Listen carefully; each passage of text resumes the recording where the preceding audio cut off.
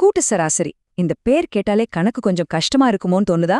ஆனா அது ரொம்ப சிம்பிளா எப்படி சால்வ் பண்றதுன்னு பார்க்கலாம் வாங்க. சரி, இப்போ நம்ம கிட்ட ஒரு கேள்வி இருக்கு.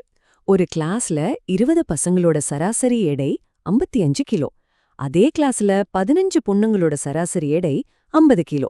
அப்போ அந்த கிளாஸ்ல இருக்கிற மொத்த 35 ஸ்டூடெண்ட்ஸோட சராசரி எடை என்ன? இதான் நம்மளோட கேள்வி. ஓகே, முதல்ல கணக்குல என்ன கொடுத்திருக்காங்கன்னு பாருங்க. 20 பசங்களுக்கு 55 கிலோ, 15 பொண்ணுங்களுக்கு 50 கிலோ. இப்போ நீங்க கேட்கலாம், ஏன் நேரா 55யும் 50யும் கூட்டி 2ஆல வகுத்துடக்கூடாது அப்படின்னு. முடியாது. ஏன்னா பசங்களோட எண்ணிக்கையும் பொண்ணுங்களோட எண்ணிக்கையும் வெவ்வேறு. அதனாலதான் நம்ம வெயிட்டட் ஆவரேஜ், அதாவது கூட்டு சராசரி முறைய பயன்படுத்த போறோம். அது எப்படின்னு பார்க்கலாமா?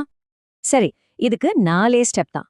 முதல்ல பசங்களோட மொத்த எடைய கண்டுபிடிப்போம். அதாவது 20 பேருக்கு ஆளுக்கு 55 கிலோன்னா 20 பெருக்கல் 55 நமக்கு 1100 கிடைக்குது. அடுத்து பொண்ணுங்களோட மொத்த எடை 15 பெருக்கல் 50, அது 750. இப்போ கிளாஸ்ல இருக்கிற எல்லாருடைய மொத்த எடையும் கண்டுபிடிக்கணும்னா இந்த ரெண்டையும் கூட்டணும். 1100யும் 750யும் கூட்டினா 1850. இதுதான் மொத்த எடை. கடைசி ஸ்டெப், இந்த மொத்த எடைய மொத்த ஸ்டூடெண்ட்ஸ் எண்ணிக்கையான 35ஆல வகுக்கணும். அப்போ 1850 வகுத்தல் 35 நமக்கு கிடைக்கிற ஃபைனல் ஆன்சர் 52.86 கிலோ. அவ்வளவுதாங்க, ரொம்ப சிம்பிள். பாத்தீங்களா? இந்த மாதிரி ரெண்டு வேற குரூப்களுக்கு சராசரி கண்டுபிடிக்கும்போது இந்த முறையை பயன்படுத்தினா போதும், ரொம்ப ஈஸியா ஆன்சர் வந்துரும்.